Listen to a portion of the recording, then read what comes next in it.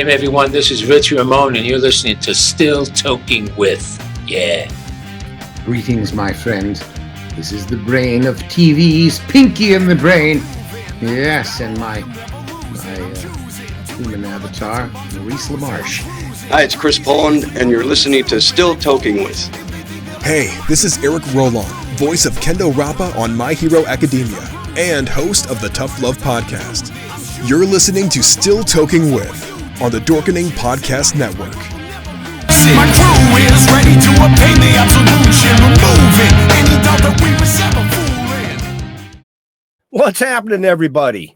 Welcome to another kick-ass episode of Still Toking With. You know who I am. I know who you are. I think. Maybe not. I don't know. But anyway, with that, let's bring in the man who's super sparkly tonight. Super sparkly tonight. How are you, dear boy? I am well, and yourself, sir? You know, every time you ask me how I am, I'm always so happy to be here on the air with you guys that the answer is always great. I can't wait to bring on our co-host and our guest and have some fun. Right. And speaking of the other co-host, the guy that's usually in my mind somewhere. I thought I'd leave that alone. I figured, yeah, I didn't get there was no smart ass comments, no. I was trying to send it through my mind instead of saying something, but I guess I don't have that power anymore.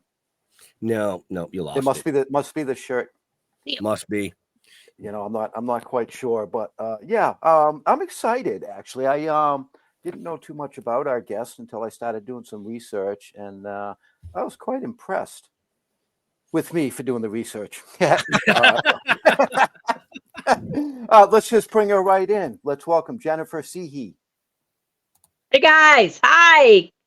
I said that right? Wednesday. I did say that correctly, right? You I did. You did. Okay. You actually said it correctly. I'm actually half impressed.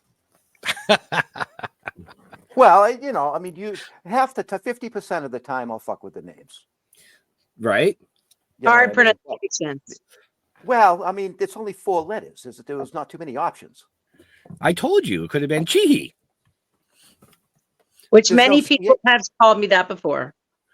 Well, Cihi. I just had Kai-Hai. That's the one they always say. That Kai-Hai? Yeah. That's the one.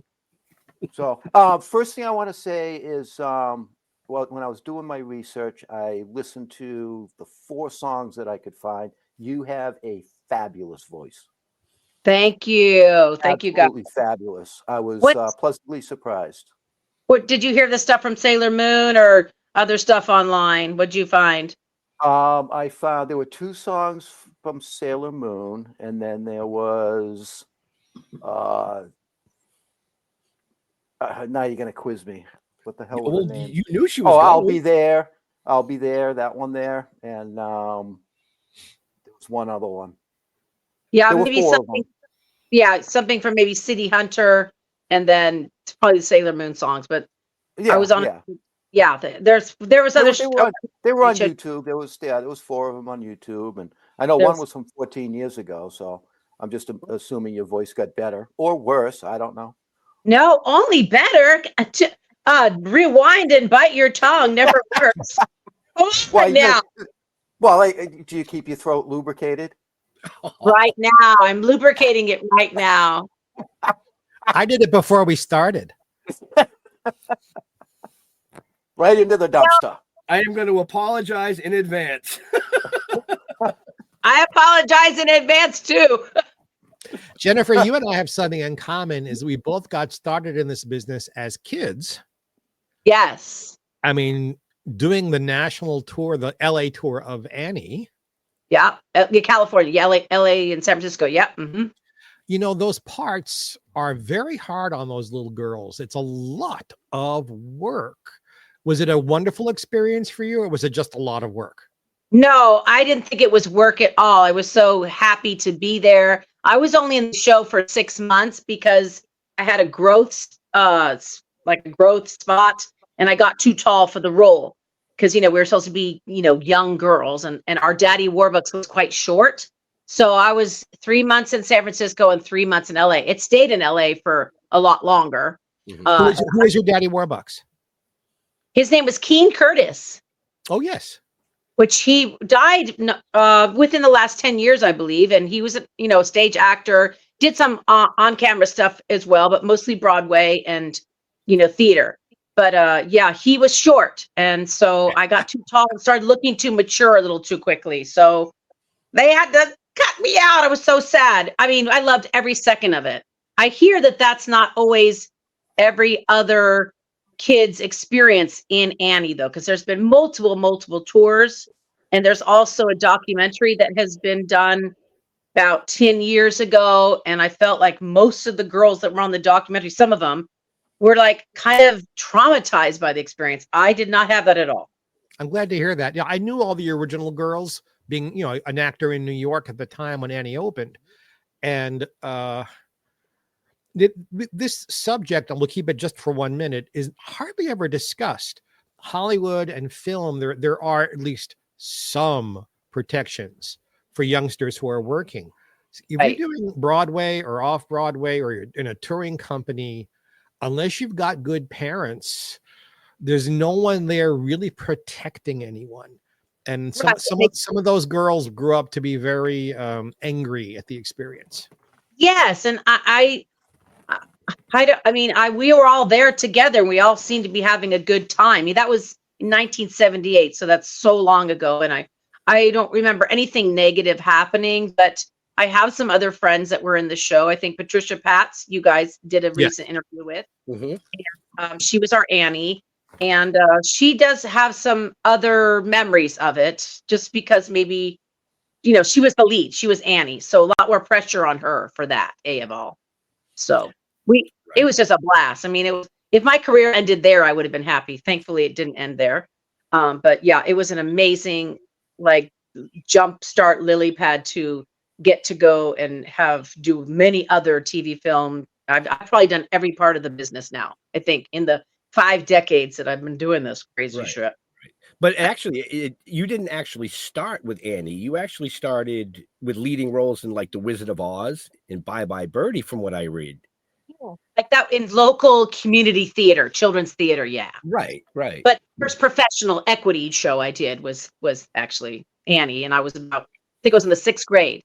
I had to leave my 6th grade class to do the show. I remember that was really exciting because everybody in San Jose, California, I was like a star. I got in this big show and they were all excited. She's going off to be in a show, that was a big deal. Right now, that wouldn't be as much of a big deal because there's so much, kids in TV shows and theater and film. But that was a big deal to be from small town San Jose, California, and to get that role. Another girlfriend of mine, her name was Paula Benedetti. She actually got another orphan to be in the show with us because we all went down there to audition in LA from our theater group, because we had this amazing director, John P. Healy, that took 10 really amazing young girls to go down and do the open call. And 2 of us from San Jose got the roles. So that was pretty amazing when there was 5,000 girls coming to that open call, little girls. 2 of us came. I did theater as a kid once. Hated it. You what? Say that again. I did theater as a kid once. I hated it. Sucked. Oh my gosh. Okay. I loved it. I hated it. I went into gymnastics instead. Gymnastics. Okay. Yeah, it was a lot more fun. Jennifer, what was your favorite song in that wonderful score? Oh gosh, in Annie, I think maybe the song that Annie sang, "Maybe Far Away." The song "Maybe," but I mean, of course, the best song that we as the orphans did was "Smile," because we had that big dance number and the kick line. We were on the Merv Griffin show with that, and we did this whole cool thing on the Jerry Lewis Telethon, because back in the 70s, Annie was such a big deal, and we got a lot of press doing a lot of different really cool shows that unless you're over 45, you wouldn't even know of, Merv Griffin. No one and both of those videos are available on YouTube in case you don't know that. Yeah, I know that I have footage of the Merv Griffin show, but it's been a while since I've seen the Jerry Lewis Telethon. What a thrill that was. We just Right. crazy. We just were. I was thinking. I thought I won the lotto, theater lotto for a kid. Every little girl at that time that was in theater or wanted to act or sing or dance knew it's like Wicked now. Think about Wicked. Every girl singer knows every note of Wicked. That was the Wicked of the 70s. That's such a big show now, but everybody wanted to be in that show. So what a thrill and an honor to have started my professional career back in 1978 when the dinosaurs ruled the earth. Hey, I resemble that remark. we all do, my boy. We all do. Ditto. I got to clarify something because I can't stand when people do this. Okay. I was reading that I read that you're an avid skier and swimmer. What kind of skiing? What kind of skiing? Snow skiing. Okay. I want people to clarify whether it's snow skiing or water skiing. Okay. That's very that all the time. Really? All the time. That's where you went with that, what you read there? Yes. I read that too, but I want to know, do you still have a passion for poetry? Yes, I'm a big writer, and I'm very into the spoken word, poetry. I'm not writing poems so much, but I'm definitely a writer. I do calligraphy. Write hundreds of cards and notes a year. I've gotten into songwriting, so that's a form of poetry. Yes, for sure. That's where my creativity, even before the singing came out. I think when I did Annie, I would write like my girlfriends back home in San Jose, like little letters, and we journaled in these little journals, Hello Kitty journals, right? And I still have that journal, and sometimes I read those and I'm laughing hysterically out loud at what the heck I was saying. It was so stupid. Today we went to lunch at McDonald's. It's like so dorky, but I wanted to document what my experience was, and now I'm rolling and crying and howling in laughter at how ridiculous it sounds, but it's kind of cool, I guess. All of our friends out there who are watching us or listening have heard you sing. I don't think I can point to anyone who hasn't. Right. For just 2 words. Hot Pockets. Yeah. Everyone has heard that. It's man, great. woman, and child. Everyone has heard that. Now I want Hot Pockets. Damn it. You want to hear the story, how that kind of came about? That was my next question. Okay, so when I lived in LA, way after I did, Annie and went back and finished high school and all that, I moved to LA, of course, because I wanted to be in the arts and sing and dance and do all that fun stuff. And I had an agent, and I started doing jingles and got into a lot of recording stuff. I worked for Universal and Disney for many years, on and off with different projects with them too. And I had an audition, and so Hot Pockets, everybody knew what Hot Pockets were, right? The food. I never really ate them, but that was like the food of every college kid, right? Hot Pockets. So I worked for a company called Noisy Neighbors, and that was the production or the studio of the studio house that they did I did a lot of different projects with them, and it was a buyout.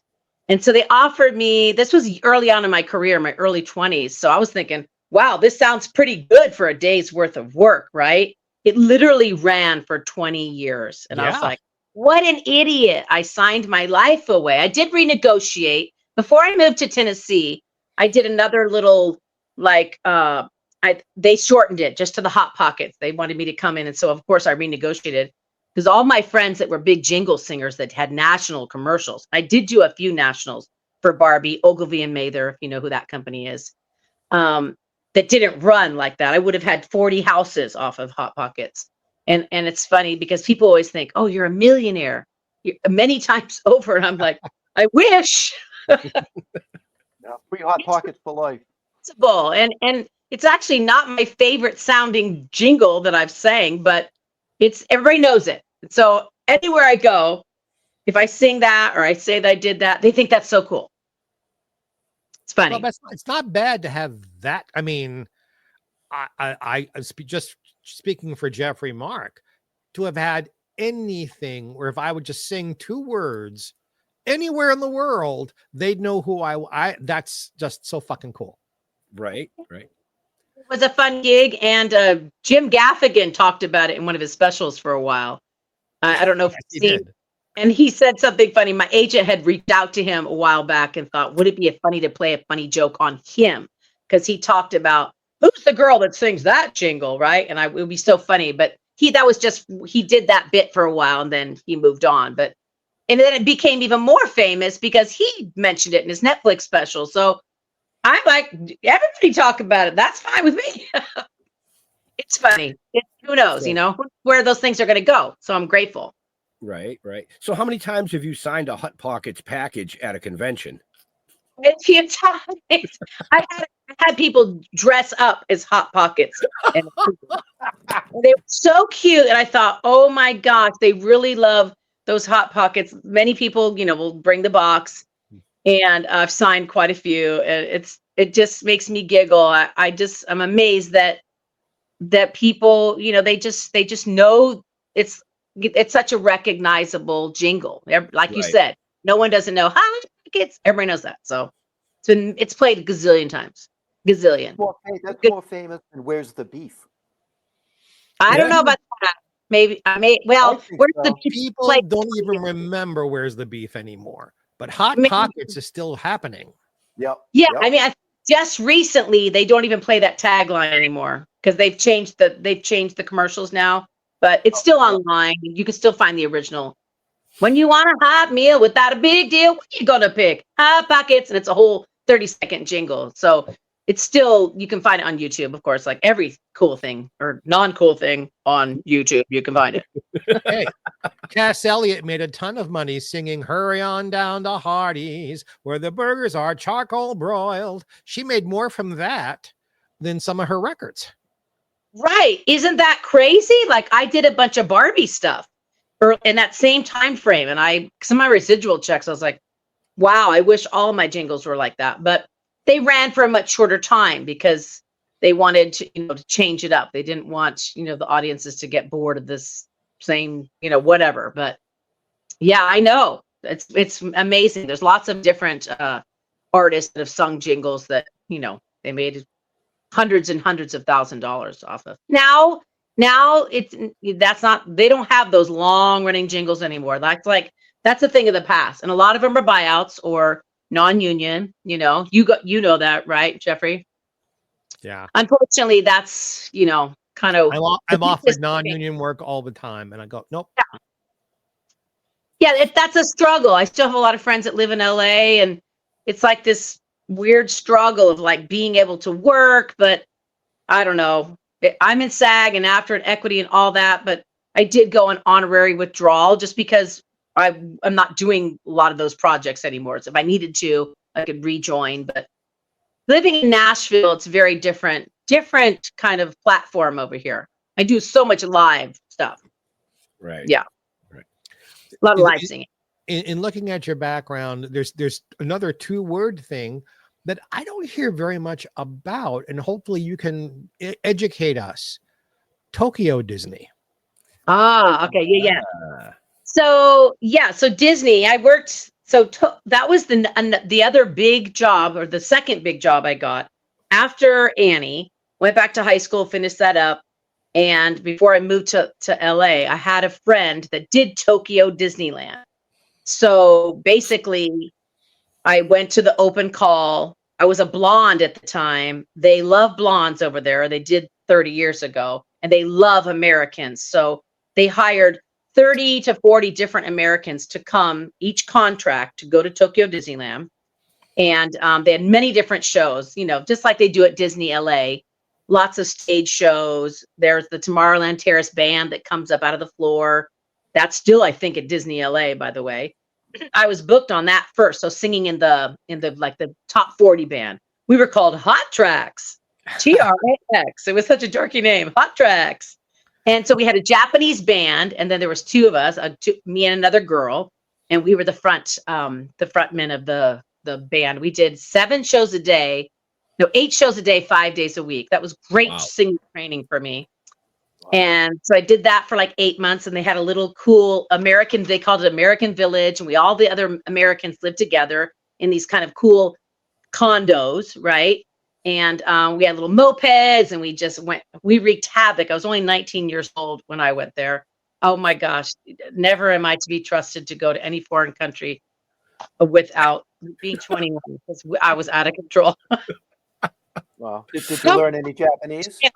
No one knows this story. I almost got thrown in jail because I was too drunk in a public place once. Shh, don't tell anybody. No one's listening, right? No, nobody knows. Nobody knows. Just a million or two. It's nobody. So, I mean, Jeffrey keeps bringing up these two words. I'm going to bring up two words. Sailor Moon. Moon, yes. A lot of two words. You're right. I didn't even think of it that way. Two words. A lot of two words. Sailor Moon, yes. So anime is such a iconic phenomenon now, as you know. It used to be that just like the gamers and all the people that liked that genre were into anime. Now it's like everybody's into anime. It has really come full circle. Mm-hmm. Grew up on Looney Tunes and Scooby-Doo. Yep. That's probably where we were all watching that stuff, right? Yep. Speed Racer, right? So yeah, I booked that at the same time that I did the Hot Pockets and all that good Disney and all that stuff. So I got the job, auditioned again. My agent called me for this animated series. And when I lived in Tokyo Disneyland, we thought that Japanese anime was so weird and squeaky voices and the big eyes. And it was a little bit like risque. It was kind of young girls with older men. We were like, that's freaky. Okay. So nowadays that would be nothing. But back in the 80s, we thought that was weird. So I got the job, and they hadn't even voiced really the speaking of Sailor Moon and all their scouts. That was in a totally different studio. So I did all the music for that, and was just in someone's home studio for a couple months, because there was 3 albums they did for the project, and it hadn't even been released yet. So again, another one kind of signed my life away situation. It was early on in my career trying to build my resume, and it was a good pay, but I should have 5 houses from all the sales of all the stuff. But doing the conventions, that's the silver lining, is getting to do all those really fun conventions. Right. You still do those, right? You're still out there on the road. Yeah. As a matter of fact, I just had 3, and I'll have another one this weekend. So I had 3 in a row. That's unusual that there's been 4 in a row like that, but it just seems like it's just crazy. There's so many anime. Where are you going to be this weekend? Give it a plug. South Bend Anime Fest, South Bend. So, folks, if you're in that area, get off your ass, get off your couch, go see Jennifer. Bring the Hot Pockets with you. Yeah, bring your box of Hot Pockets, or just your own Hot Pocket. I might sign that too. I am so tempted, and I'm not gonna. I was too. I was just like, nope, stop. It is 18 plus, but that's okay. We're being quite good, I think. We're not going off the rails yet. No, not yet. Not yet. We have a half a show left to do, honey. Wait. Just hang out and wait a minute here. Right. I'm sure one of the Jeffs will bring us off the rails. What moved you to move you? Why did you leave Southern California for Tennessee? Yeah, so I was also on another TV show on Nickelodeon called Roundhouse. Yes, you were. Was really super cool project I did. And after all that, I always was into live performing and singing in bands, big horn bands, and I wanted to be an artist years ago, and that just wasn't supposed to be the lane I was going down. It didn't quite happen for me. But after I was in this girl group, I teamed up with another girl who was my best friend for many, many years. And she was a country songwriter. And so we were in this duo together. And I was flying back and forth between LA and Nashville. And we started getting a lot of meetings and such. And I thought, you know what? I want to move there, because I'd been going back and forth for like 2 or 3 years. And I loved Nashville. So I felt like I had kind of done everything I was supposed to do in LA. So I took the move in 21 years ago, and we ended up not getting a record deal, and that's fine. It didn't work out. And then I was kind of a big fish in a small pond when I got here because there wasn't a lot of pop singers. It was all country back then, or bluegrass, right? And Right. that really wasn't my lane. I could kind of, in a duo, I could kind of sound like that. And I did a lot of work. I sang on a lot of albums here and did a lot of song demos for people when I first got here. And I just loved it. You can't afford, even 20 years ago, I couldn't afford to buy a house in LA.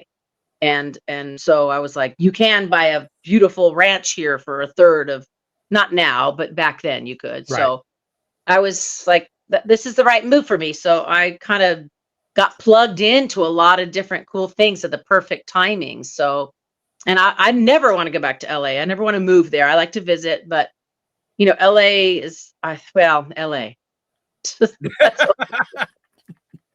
Okay, yeah, that's one way of putting it. I don't know anything about LA. All I've seen is the airport. Wait, Well, what cities are you guys all in? What cities are y'all in? We're south of Boston, me and Ben. Ben's in Plymouth, Okay. Mass, America's hometown. I'm in Halifax. Gotcha. And I'm in Palm Springs. Palm Springs. Okay, so you know all about LA, Jeff. Reed. Oh gosh, yeah. Well, I moved here for the same reason you moved to Nashville, because it's so much less expensive to live here. And now I couldn't begin to move back to LA. It's so expensive. And you wouldn't want to. I feel like, you know, I talk about this. I do still have quite a few people that live in LA.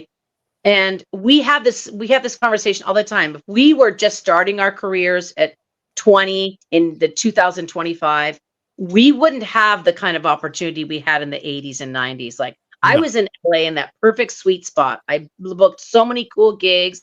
My girlfriends did tons of movies. It was cheap to live there. It felt safe. I had really, really good memories of LA. When I go back there now to visit, I'm like, just feels like a different vibration. Everybody, all my voiceover friends live there, like, we all want out, but we can't right now. So I don't know. It's just changed a lot. So I'm so grateful that I had the opportunities I did, you know, back in the 90s, the early 90s. So I didn't move here till like 2002. Yeah. Now, you're a very talented lady.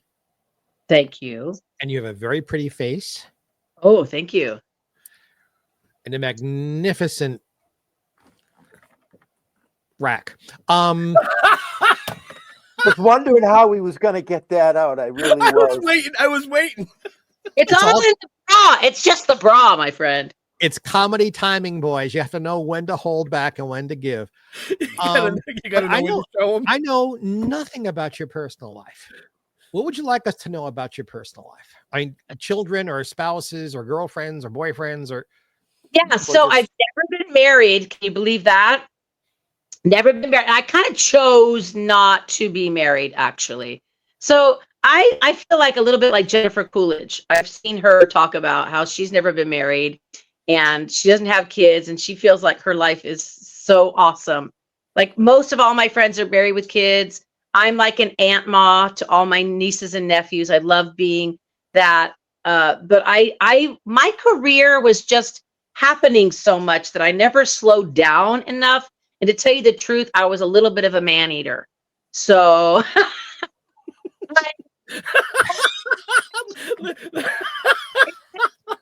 I had a few don't tell anybody. But I would get bored. I would get so bored of one guy for too long. So, and you know, so, and then when I did want to settle down, I was like, ooh, it's much harder in your 40s and 50s because then there's no good ones left. It's like all those dating apps. It's crazy. Like they should just put them all together and call it what's left. This is what you go stuck with. Right?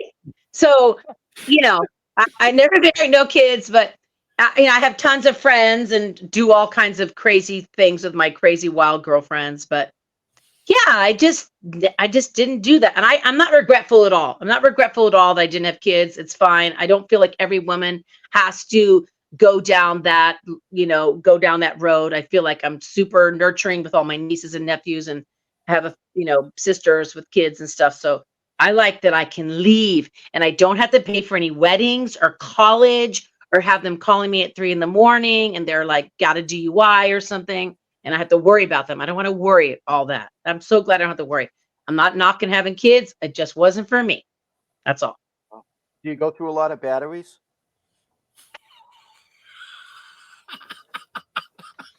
My gosh.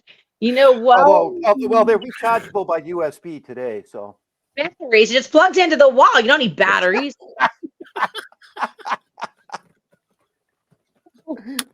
No, I mean, I have some. Oh my God. My life, but not no one I'm really wanting to be with like full time. I like having my own house. They have their own house. It's all good. You like your space. I like, and I'm, I get bored. So I don't know. If it works out that I meet someone that I just want to be with and we're together but living separately, that sounds good. Like someone in another state would be good for me. Just got to see him maybe once or twice. When the batteries wear out. Anyways, we're getting hot, crazy now. Because you don't have to put on makeup for batteries. You don't. No, you do not. And I do have a dog. I have a little doggy. This is my third dog.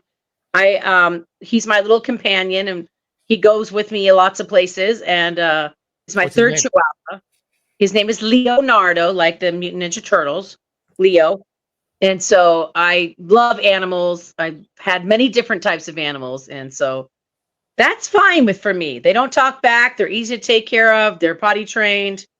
And they're not whining to you too much, What's the strangest pet you've had? I had a goat when I first moved here that lived in my apartment in a crate, a little mini goat. It was very cute. Tell people that.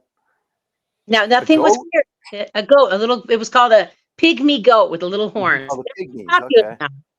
Yep. And was I'm asking an honest question. Was the goat housebroken? No, but I put it in a crate, but I would walk it on a leash like a dog. When I first moved here, I went to the Tennessee State Fair and I fell in love with these goats. And the cowboy said, "Ma'am, you can buy that goat for $40. You want it?" And I said, "Yes, I would like that goat." I didn't know anything about raising it. First of all, they're herding animals. You can't just have one. They don't know what to do. It was starving itself. So then I had a friend who had a beautiful piece of property, and I gave the goat to her property, and then it disappeared. And I think a coyote got it. That is not the good part of the story. Oh, I did have chickens that also lived in my bathtub for about 6 months. Little chickens. I didn't realize you had to feed them a lot either, so I had to give them to a farm. Like, I think I lived on a farm in another lifetime because I tried to have all these farm animals in apartments. And so I learned my lesson. Just get the dog now. The dog is easy. No one's you're not going to get in trouble having a goat in your apartment in a crate or chickens that live in your bathtub and stink.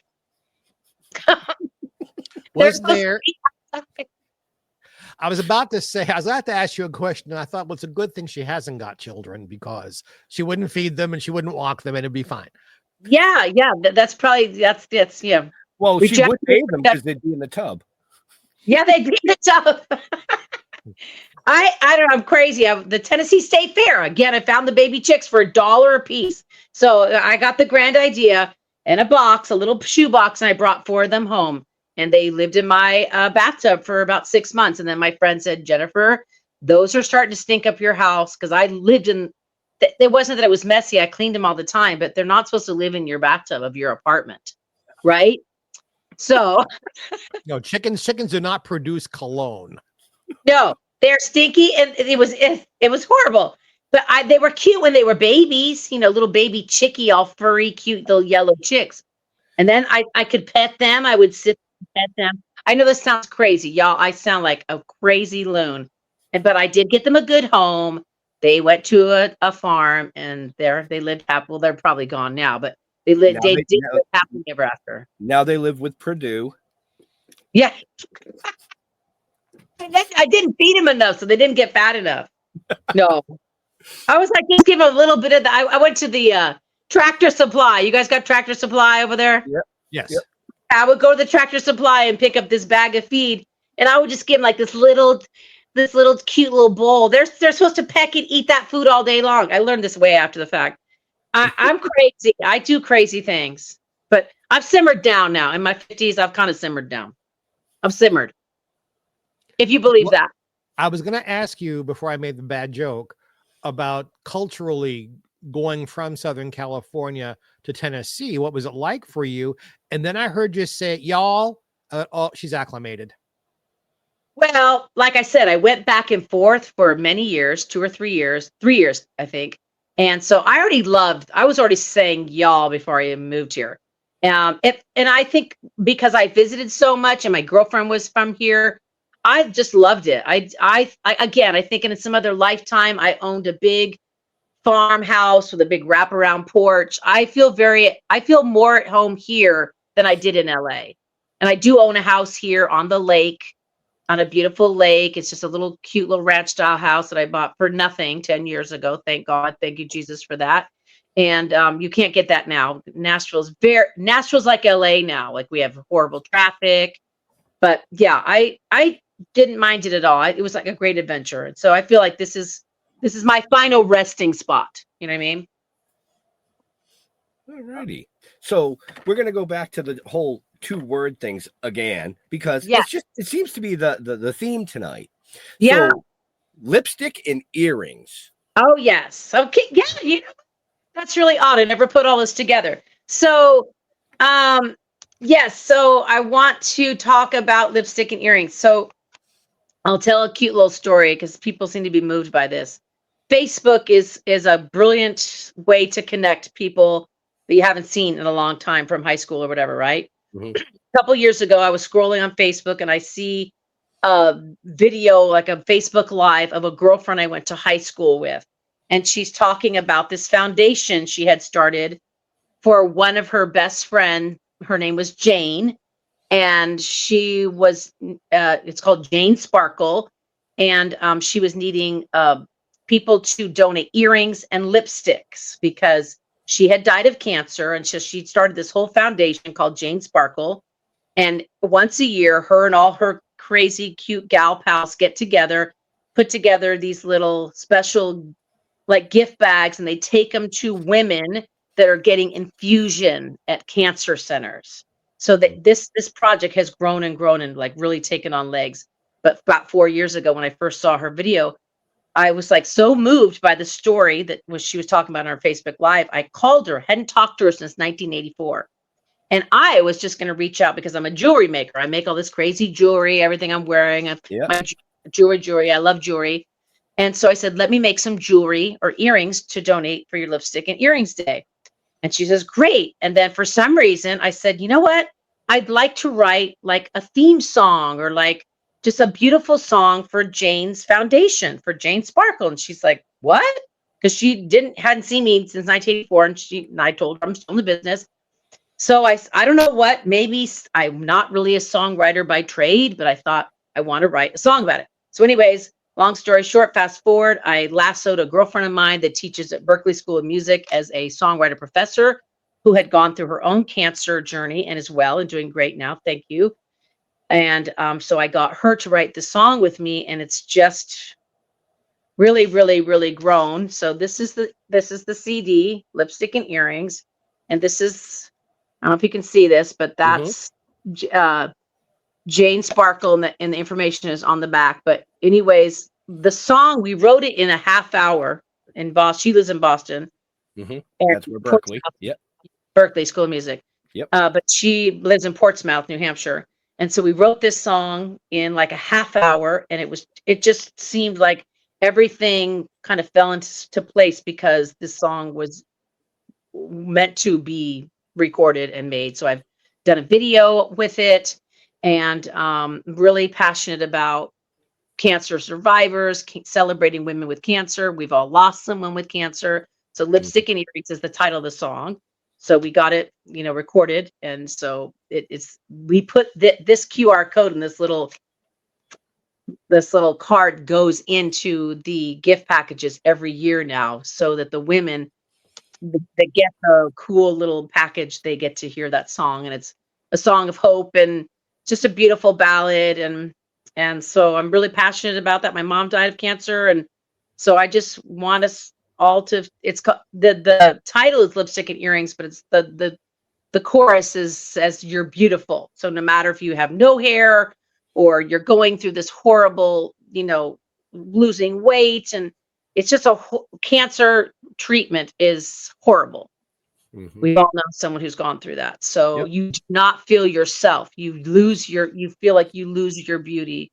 So the song is near and dear to me, and I'm kind of promoting that now, and I'm just proud of it, and I think it's been very helpful. And I just launched it. I just sang at the Frist Museum here. I did a big Sailor Moon event here in March, and we launched the video, and I've launched it on Facebook. And so I don't know what's going to happen with it. If nothing happens, but people just get to hear it and be moved by it and be encouraged by it, that's great. That's awesome.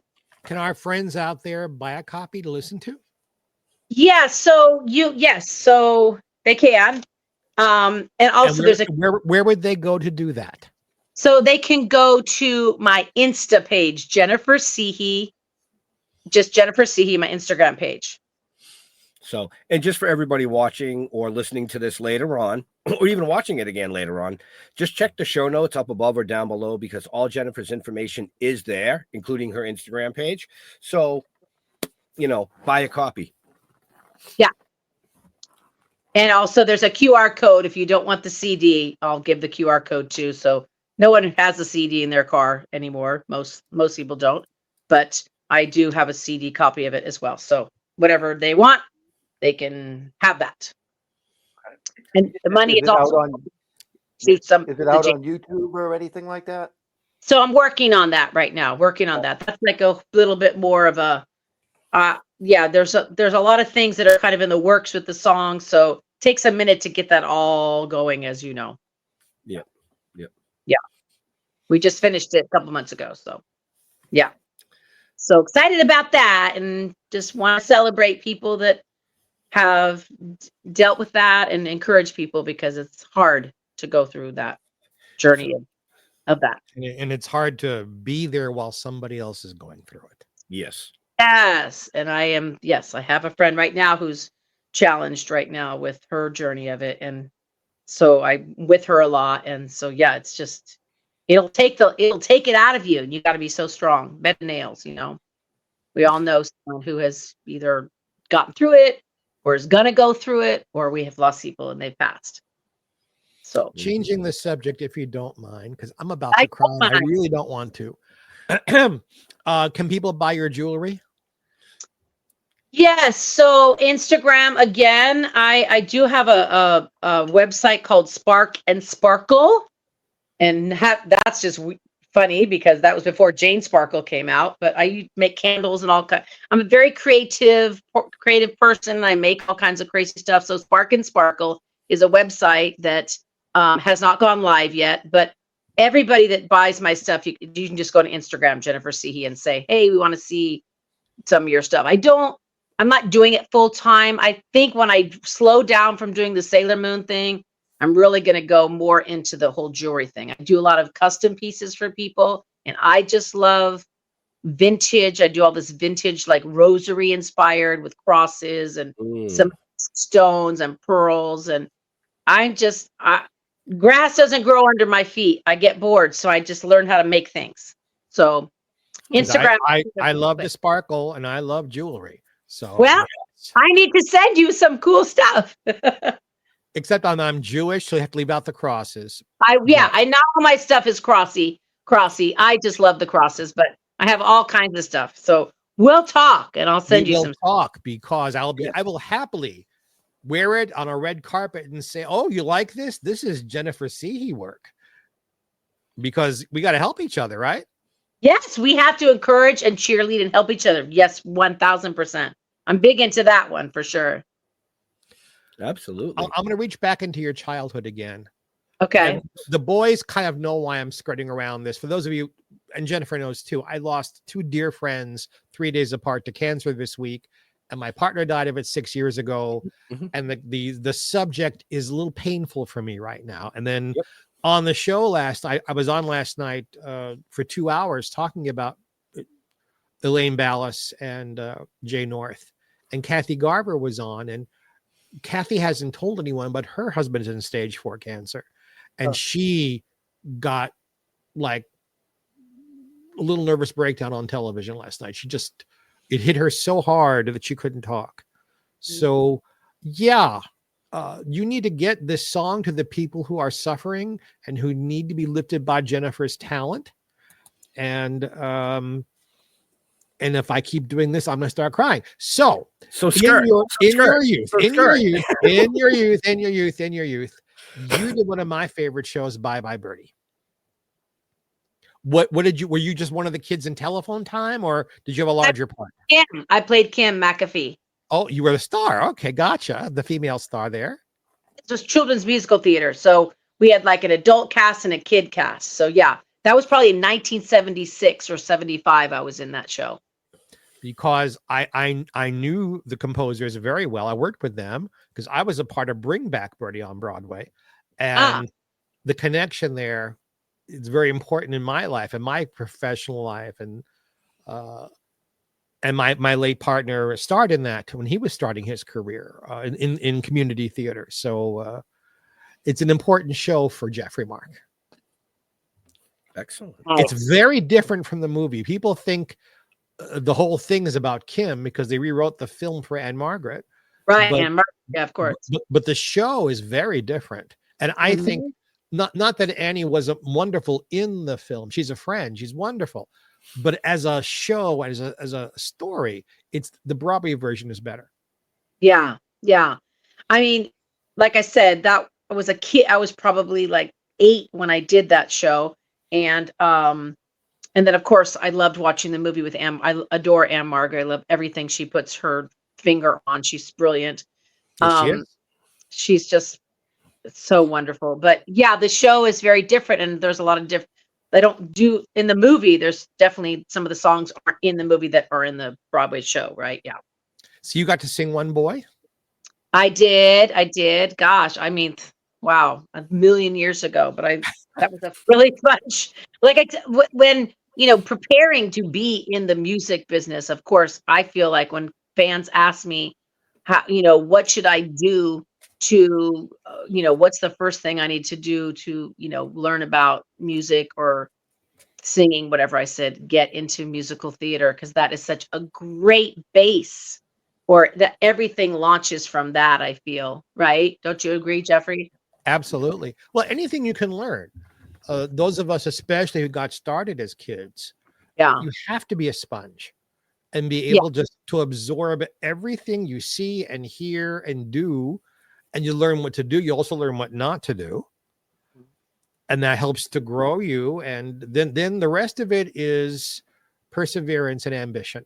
Because you can have all the talent in the world, but if you haven't got perseverance and ambition, you're going to get run over by a bunch of people who aren't as talented as you, but who do have it. And you know what? Having a good personality and being kind, that is such a deal breaker, I think. If you're easy to work with and you're kind and you make other people laugh, I think that's like the common thread that has helped me all these years, because you can't take yourself too seriously ever. And you're only as good as your next big paycheck, your next big job, right? So you have to take the work seriously. Yes. If you take yourself seriously, you get lost. Correct. And so, yeah, I mean, I worked on Friends years ago, and I was just an extra. My roommate was a stand-in for Jennifer Aniston. So I got to kind of see all parts of the business. And it was really interesting to see some of these big, big actresses. And I thought, I was always gravitating towards the ones that were really kind and nice and funny, and not everybody is that way. And sometimes, they have to be kind of protected, and they have to be, I get it. I mean, the business, when you're that kind of fame, like Adele or, Whitney Houston, like everybody wants something from you. Right. So that you have to be so grounded, I think, not to get in your own way. You know, I'm just a little baby celebrity compared to some of these people, but I do have a nice resume, and size doesn't matter. I keep telling people that. And I think you're underestimating how big you are. How wide I am. I'm gonna grow wider by the second. No, I don't know. It's just, you just can't take it too seriously, you know. And being a fun person to work with, and being kind and making friends, that goes a long way. Jeffrey, you probably know all about that. Yes. I can tell you have that kind of persona too, and that kind of. Well, I'm also doing this for 5 decades now, and you can't be a jerk and have a very long career. You just can't. You can have a short, brilliant career that'll fizzle out. Right. But if people don't want to work with you, you don't work. Right. And so it's more fun if you're having fun. Everybody around you's having fun, no matter if you're in the chorus or the star. You know. Right. If you're not having fun, don't do it. Right. We are all of us performers, and all of us writers, and all of us creators. You have, like I have, spent a great deal of time doing things in front of live audiences, and then a great deal of time doing things in studios in a more controlled environment without the people watching. Which one do you enjoy more? Oh gosh, hands down, live performance. I don't like the studio because I feel like I'm so controlled. Like I need to see people and look in their eyes and sing to them. Like that, I'm all about that. Probably because I was raised up doing theater. But, I need your energy. Yeah. I need. Exactly. Oftentimes, I will stop a concert or a nightclub gig, whatever I'm doing, and say, "I need your energy, folks. Come on, wake up. Stop. Yeah. Have one less drink and look at me because I need you." 1000%. I don't do a ton of studio work anymore, and I don't miss it because I do so much live stuff. And the connect that you make. What makes a great performer is the audience needs to feel that you mean it and that you're authentic, right? And I don't think people are born with that. That is something that can be learned, and through life experience of going through ups and downs. And when you sing a song or do a monologue, they have to feel it from you. And when you look them in the eye and you get their smile, or that you see them emotionally, shedding a tear over something, like that sparks our whole being. So yeah, I just, in the studio is okay, but I gotta be out there singing and just being, alive on the stage, alive. While you were saying that, I was thinking to myself, I am never quite as alive as when I'm singing well, hopefully, in front of people, and that energy is going back and forth. I'm never quite that contented anywhere else. 1000%. I get it. I feel you. I understand. There's just, and people, when I also coach some kids a lot, and they say, how do you get that? How do you get the authenticity? How do you get that emotion? And I talk a lot about that like people can see a performer that's just singing the lyrics and not feeling the emotion. They see it and they'll feel it if you're not in it. Right. So that is a skill that, not everybody has that. No, and I think as a singer, how do you not? I've actually gotten, not slammed, but had friends say, "You're so emotional while you're singing. Why are you so emotional?" Because the song is meant to convey something. And I'm not going to sing it well unless I'm conveying whatever the composer's and lyricist's intent was. And I'm also an actor. I won't walk through a part without feeling what it's about and having the emotions and sharing that with the camera or the audience. The singing is terribly personal. I've been singing a lot this week just to sing my sadness away. Well, so this is I 1000% agree with you. And I also tell people music is therapy. So your grief right now, you're singing through, it's therapy for you. No matter what song it is, maybe you have certain songs you need to choose to get through that. That is your way of grieving, and that's your therapy. Music changes your mood instantly in whatever direction you need it to be. So that's a wonderful way for you to get it out. I totally understand that. It took me. Therapies would. It took me after Joel died 4 or 5 months before I could sing in public again. Yeah, because you're Because emotional, you would be falling apart, right? Mm-hmm. the first thing I did, I know this is about, I'm sorry, this is Jennifer's time, not mine. The first thing I did after he died was I sang for the Human Rights Council. I told the story of our life together, and I sang I Got Lost in His Arms. And I just barely made it, but the entire audience was crying. And some wonderful man donated $5,000 in his name, which made me very, very happy. Yeah. See that? I don't care what anybody says. If you feel it and your audience feels it, that's what good music is. That's what a good singer is. You know, there's so many artists that I could name. I like their voices, but I'm not moved by their singing. That doesn't mean I don't appreciate their beautiful talent. I need to feel their soul because I'm wired up like that. And you are too, Jeffrey. I feel it. Yeah. Well, I'm a performer. I'm an entertainer. Yeah. And it's my job. It's your job. It's the boys, as Ben and Jeff are. You don't know how extraordinarily talented these two guys are. And we're here to make people happy, to entertain them. What are you laughing at, Ben? You're extraordinary. You know it. Just own it. Well, no, I mean, therapy comes in all forms, like you were saying. You know, like music, you know. And Jeff mentioned, well, you guys were saying that, you know, he's into woodworking. He's actually a master craftsman. He is woodworking. Wonderful. You know, but both Jeff and I are also poetry writers. You know, and that was kind of like a lot of my therapy when I lost my father and other things that happened in life, and the same with Jeff. To the point where he's actually won 4 Golden Poet Awards and I've won 3. Wow. Know? So therapy comes in all forms, and we're getting close to time. So I know right now in Jeff's head, he's thinking about another 2-word thing that you're affiliated with, Jennifer, and that's a personal chef. Yep. Yeah. You beat me again.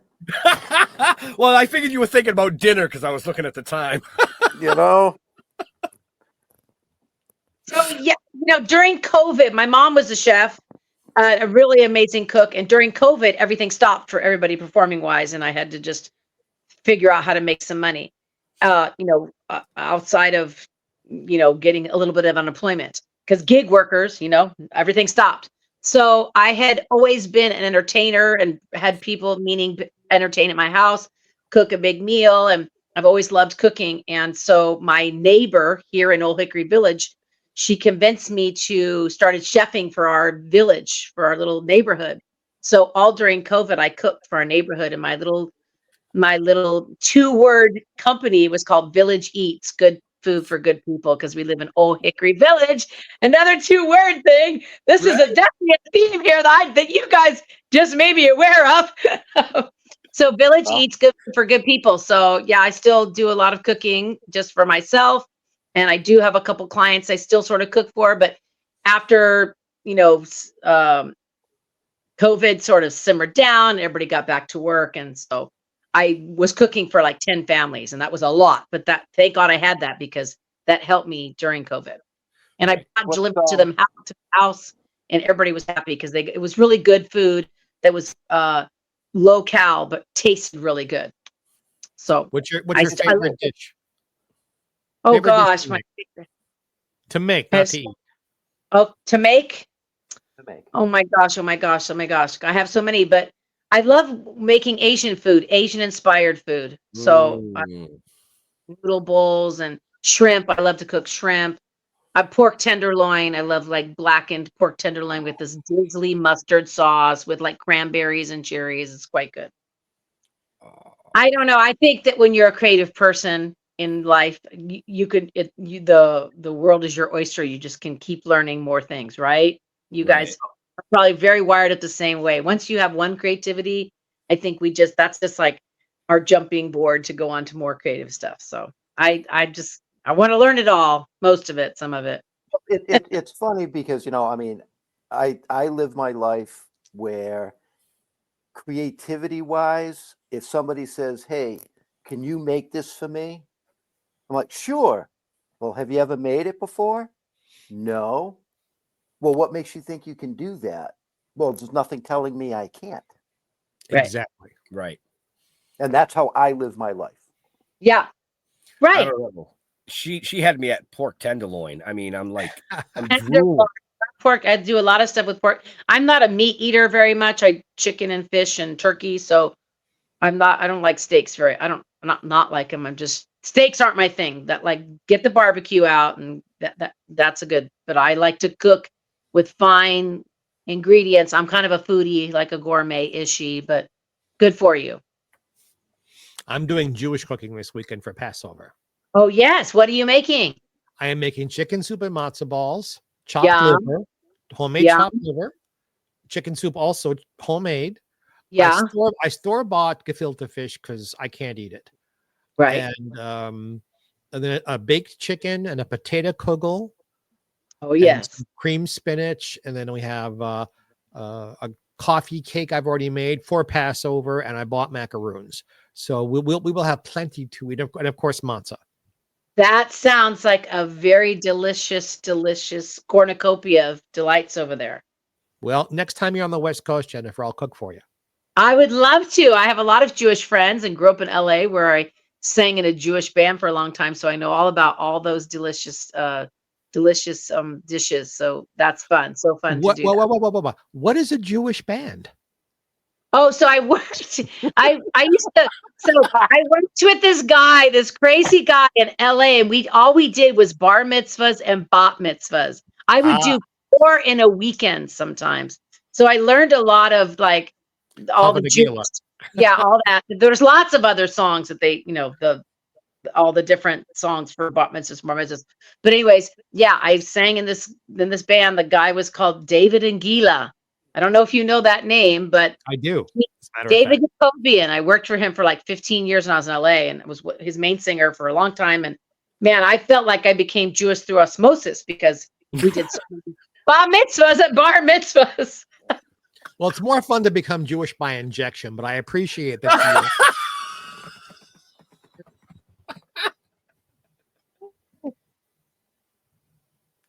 Oh my God. And he's back.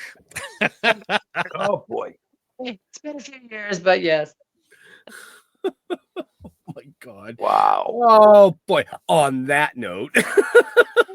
Right? Shoulders down. So we are a little over time, which is fine by us, but we don't want to keep Jennifer all night. And I know Jeff is thinking about his dinner probably being cooked as we speak. Yes. So Jeffrey, Mark, any last questions for our guest? No, actually, I think, Jennifer, you're a doll and a half, and so much fun to be with. And get my address from the boys. I would love to wear some of your jewelry. Yes, I wear something special. I wear clip-on earrings. I see that, but I only wear one, like a pirate. Pirate. And I wear bracelets, and I don't know if you make. Do you like brooches? Do you like brooches? Yeah, sure. Because I have a lot of vintage brooches, neat vintage brooches, but I think you might really rock that look. I will do my best, and anywhere I go, I will brag that I'm wearing Jennifer Cihi. Oh my gosh, I would love it. That's so fun. Thank you. You guys are a blast. You're so fun to hang out with. Aren't they? They're wonderful. Two wonderful men. I'm curious, is any of your poetry published? No, none of my poetry is. Do you plan on publishing some? Probably not, because I haven't really written any good poetry that I think is good enough to be published. Probably that's probably why. But more. Yeah. Well, I'm mostly putting it into a song form now. But yeah, lyric poetry. That's what I call it. Okay. Yeah. But a lot of poets writing more music, and of course the song "Lipstick and Earrings" is, that's music is labor of love, and I'm a wordsmith. I love interesting words, and so I'm always writing, and so just filling your soul with all that good stuff. I think that's just. I was hoping to be able to read a couple of them. That's all. Oh gosh, yeah, you would be laughing hysterically if you read them, but you can listen to the songs. That's better. Well, okay. Most poets are really critical about their poetry, because a lot of them like that I wrote, I didn't think were that good, and somebody else sent them in and like they won an award, and I'm like, okay. You guys are like real poets. I'm just singing and doodle. I'm doing some doodles over here. Oh, we love doodles. Doodles. Doodles. That's only one word, folks. 2-word on this one. So, Jeff, any last questions? I know you must have one. Well, I just asked that one, but I wanted What's the to, you've had a lot of different animals. I did not hear a cat involved in any of those animals. I don't like cats. You don't like cats. Not a cat person. Really? How come? I don't like that their feet go into a litter box and then they want to jump up on my sink and get into my pots and pans. I don't like that. Okay. Do you let your dog kiss you? Because they lick their balls. No, I don't let him lick. First of all, he's clipped. He doesn't have any balls. So he's not licking his balls. He's fixed. But I don't want them to lick me. I'd love to hug him, but I don't want him licking. I don't take the peanut butter jar and let them my spoon, then I eat it too. I had a friend who did that once. She got worms, so I don't let them eat off my. There's rules here. There are some rules. Okay. Okay. Shit. Okay. Oh God. Ben, do you have a last question? I never have last questions. I just laugh through the whole show and look good. Isn't that my job? Well, 50-50. So, but again, to all our listeners and viewers, make sure you check the show notes up above or down below to get all the information you need for Jennifer and all her amazing things, from her CD to her jewelry to where she's going to be on tour. And that could be for the music or for a convention, Okay. So with that, I'm going to, we'll go to Jennifer first. Where do you like interacting with your fans on the socials? Yeah, so Instagram is my number one. I just got into TikTok, so you can find me on TikTok, and that's basically it. Facebook too, Jennifer Cihi on my Facebook as well. But that's more my personal page. So Instagram is my main thing, and TikTok I just joined, so I'm trying to boost that up. I'm learning about all that stuff. So Instagram, Jennifer Cihi, and TikTok, Jennifer Cihi. Okay, there you go, folks. Blow up the TikTok.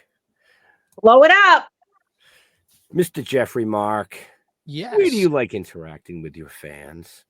Well, here. And I don't mean on the couch. I don't interact with my fans on my couch unless the money is right. I can be found here every week with you wonderful gentlemen. I can be found every week on Jeffrey Mark Plays Ella, my other podcast where I play her music and on a theme and give you insider stories about how the music was made. Jeffrey Mark on Facebook. There's a Jeffrey Mark Plays Ella group on Facebook. Jeffrey Mark Show Business on Instagram. And I'm always on some other show as a guest or singing someplace or making people laugh. So find me, because I have found you. Yes, you have. Hef. Yeah, don't look me up. You don't want to go there. Just go to stilltoken.com. You'll find everything you need to know about us, or go to Token with the Dead on Facebook. We have Instagram, TikTok. What else we got out there? Twitter. There's a bunch of shit. Twitter. I don't use any of that stuff. Dude, we even got a MySpace. Come on. I know we have a MySpace. Why? Only why not? Because when we launched the novel and comic book series, I literally went to every fucking platform and locked down the name, just so nobody else could have it. Just because I'm a simpleton. So, I do the Facebook. I mean, I have a personal Instagram. I don't even know how to get into it. Seriously, that's where I'm at. I am on TikTok, but I'm one of those scrollers. I just look at the funny videos. That's all I do on TikTok, so I'll be looking up Jennifer, so I can see at least something that people with talent, you know what I mean? because some of this stuff is out there. It's like, you know, the fucking monkeys running around with bananas and shit, throwing them at people. I mean, it's kind of funny, but Chicken, you know, I need some banana. more serious kind of shit. You know, Crazy. Crazy.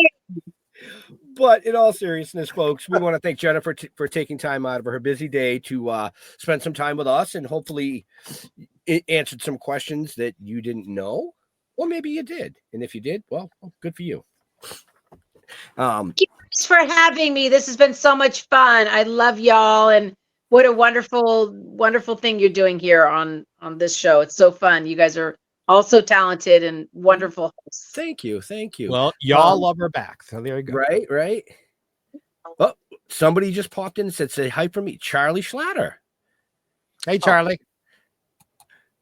So there's a blast from the past. Charlie's a great guy.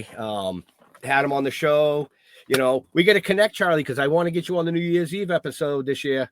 Yeah. No excuses. I'm telling you way in advance. and Jennifer, he says she's awesome. Oh, he did. I'm sorry. Charlie's crazy. I done some cons with him. He's a blast. He's so funny. Great guy.